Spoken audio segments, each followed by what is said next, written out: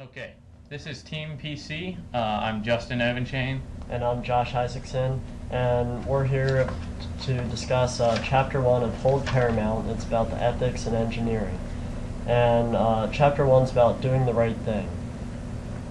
We start out with looking at a guy named Chris. He's kind of the main character the chapter focuses on. Starts out with him just kind of waiting to go to an important meeting with one of his clients. He is on the beach, Sunset Beach, I believe, and just enjoying his day before he gets to talking to his client. But we're going to show you how his day kind of goes from a normal good day to kind of sliding downhill with a little bit of unethical issues. So as we start off, he's in Sunset Beach at a cafe meeting with a client for a big business deal. And meeting starts out great, but as the evening gets along, they start talking about baseball versus business matters, specifically the Atlanta Braves. And as the meeting goes along, they head over to the bar, they have a few too many drinks, and Chris finds out that he's in no shape for a business meeting back at his company, so he has to call his secretary, Rosemary, and basically lie to tell her that the business meeting with the client ran late. However, if he fails to say that it was about baseball versus actual business. And while he's out there doing this with his buddy, I guess, watching the baseball game, he forgot about a important PTA meeting with his daughter back home. So he ends up calling her and saying that his business kind of ran over, which is completely lying to her because they were sitting there watching and talking about baseball.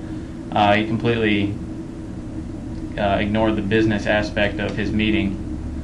So the main focus of the first part of Chapter 1 is truthfulness and being able to trust not only your coworkers but your employees and the people you work with, because you got to know that you can trust your teammates, so you're going to get the job done right and know that they're not off doing something else that they're not supposed to be doing. So we find out that Chris not only he does tell the truth to Rosemary and his daughter, however, he doesn't tell the whole truth. So in fact, he's deceiving them, causing them to come up with an inaccurate conclusion about the situation.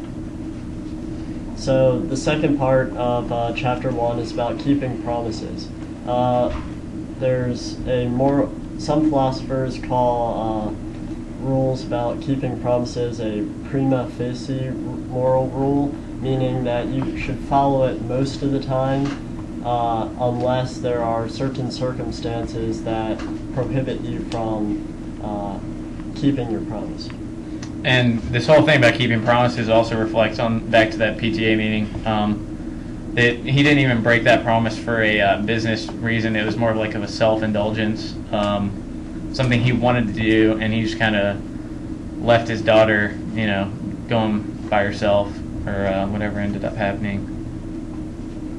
And also, Chapter 1 talks about doing the right thing, and we have an obligation to not only not do the wrong thing, but we want to make sure that we do actually do the right things. Mm-hmm. And there was a part of the chapter where when Chris was out, drinking or whatever, the bartender undercharged him for his drinks, I guess. And that came down to another moral issue of doing the right thing.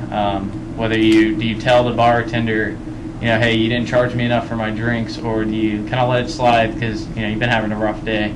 Might as well take what you can get. So kind of reflects on your own moral issues as to whether or not you come clean with the bartender, and because people lose their jobs for that kind of thing. So what's right in that case?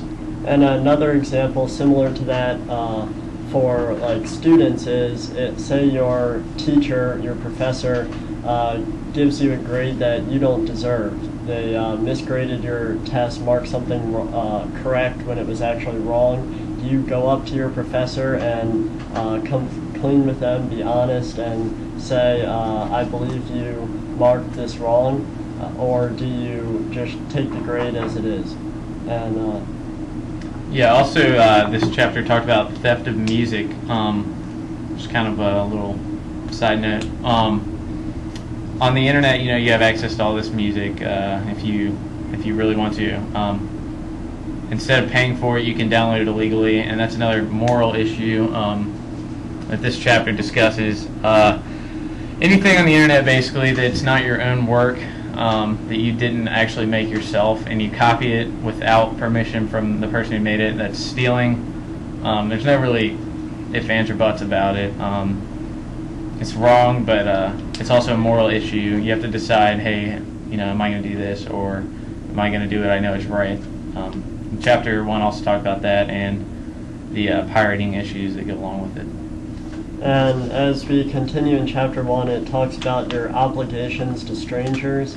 So an example is if you come up to someone, say a handicapped person, who is upset with someone who is not handicapped, who took their spot in handicapped parking, and they're in a struggle, do you go and assist that person who's handicapped, do the right thing, try to make justice for the situation, or do you just let it go because you are just an innocent bystander? Yeah, and the ethical way we could look at this would be like the Bible says about the Good Samaritan, where if people kept passing by and no one helped it, and finally the Good Samaritan came by and ended up helping out. So which person are you going to be, the one who's walking by or the Good Samaritan in that case? And the last part of Chapter 1 talks about moral rules and morality. We learn about Dartmouth College philosopher named Bernard Gert. And in 1988, he comes up with a new 10 Commandments dealing with morality in society today versus the 10 Commandments that we learn about in the Bible. The ones he came up with were don't kill, don't cause pain, do not disable, don't deprive freedom, don't deprive pleasure, don't deceive, don't break promises, which, Chris obviously had a problem with that. Don't cheat, don't disobey laws, and don't fail to do your duty. And as you can tell, a lot of these are very different from the 10 Commandments we learn about in the Bible. These are basically talking about don't try to harm your fellow man instead of doing what's right in God's eyes. And that's what our little discussion was about Chapter 1. Basically just doing the right thing and knowing where your moral values lie.